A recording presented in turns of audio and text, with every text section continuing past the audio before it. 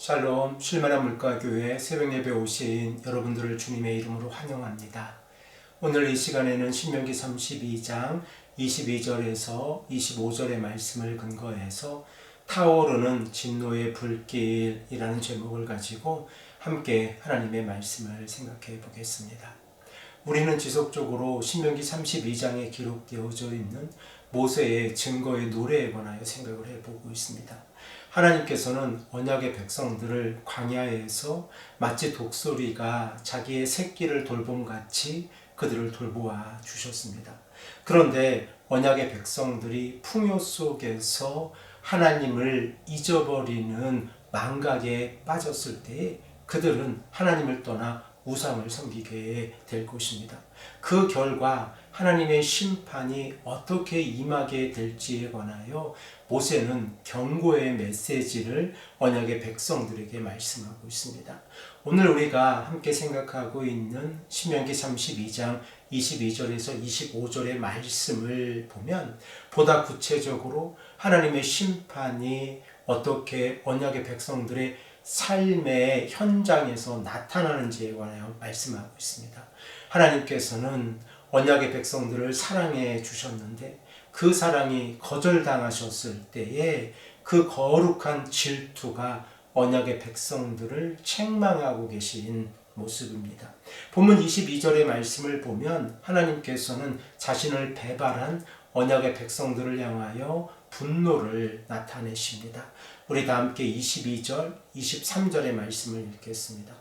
그러므로 내 분노와 불이 일어나서 수올의 깊은 곳까지 불사르며 땅과 그 소산을 삼키며 산들의 터도 불타게 하는도다. 내가 재앙을 그들 위에 쌓으며 내 화살이 닿을 때까지 그들을 쏘리로다. 본문 22절의 말씀에서 하나님의 진노가 스올 곧 지옥에까지 깊은 그 땅속까지 임하게 될 것이다 라고 말씀하고 있고, 땅의 소산을 삼키고 산들의 턱까지 태울 것이다 라고 말씀하고 있습니다. 모세가 이러한 비유를 통하여 하나님의 심판을 말씀하고 있는 이유는 하나님의 심판이 단지 지상의 삶에만 머무는 것이 아니라 인간의 존재의 가장 깊은 곳에 있는 그 자리에까지 하나님의 심판이 임한다고 하는 사실입니다. 그러므로 언약의 백성들이 하나님을 배반하였을 때 그들의 삶의 모든 터전은 하나님의 심판의 대상이 되어집니다. 23절의 말씀을 보면 하나님께서는 친히 거룩한 전사가 되셔서 이스라엘을 향해 재앙을 쌓으시고 자신의 화살을 다 쏘시겠다라고 선언하고 계십니다. 이 말씀은 우리가 하나님의 말씀을 떠나 우상을 섬길 때에 하나님의 보호하심과 하나님의 손길이 도리어 우리를 향한 심판의 손길로 바뀐다는 사실을 우리가 깨닫게 되어집니다. 그러므로 우리는 늘 기억해야 하는 것이 하나님을 경외하고 하나님을 따르는 사람이 이 땅에서 가장 복된 삶이라고 하는 사실입니다. 본문 24절의 말씀을 보면 하나님의 심판이 모든 환경에까지 이루고 있습니다. 우리 다 함께 이 말씀을 읽겠습니다. 그들이 주림으로 쇠약하며 불같은 더위와 독한 질병에 삼켜질 것이라. 내가 들짐승의 이와 티끌에 기는 것의 독을 그들에게 보내리로다. 모세는 언약의 백성들이 심히 굶주려 죽는 기근을 경험하게 될 것이고 불타는 것 같은 더위를 경험하게 될 것이고 독한 질병을 경험하게 될 것이다 라고 예언하고 있습니다. 이러한 예언의 말씀은 하나님의 복을 스스로 발로 찬 언약의 백성들에게 내려진 하나님의 심판입니다. 그러므로 이 심판은 단순히 인간의 결핍을 뛰어넘어서 육체와 영혼이 서서히 말라가는 고통의 모습이라는 사실을 우리가 깨닫게 되었습니다.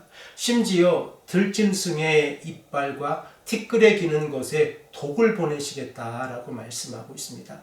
그 이유를 우리가 생각해 보아야 하는데, 피조물인 인간이 하나님을 배반하였을 때에 본래 인간을 섬기도록 창조되어진 그 모든 피조세계 또한 인간을 배반하고 그리고 공격하는 도구로 사용이 되어진다는 사실을 우리가 깨닫게 되었습니다.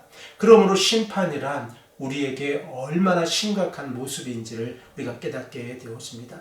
더 나아가서 이 심판은 그 누구도 안전한 장소로 피할 수 없음을 본문 25절에서 말씀하고 있습니다. 우리 다 함께 이 말씀을 한 목소리로 읽겠습니다. 밖으로는 칼에, 방 안에서는 놀람에 멸망하리니 젊은 남자도 처녀도 백발의 노인과 함께 젖먹는 아이까지 그러하리로다.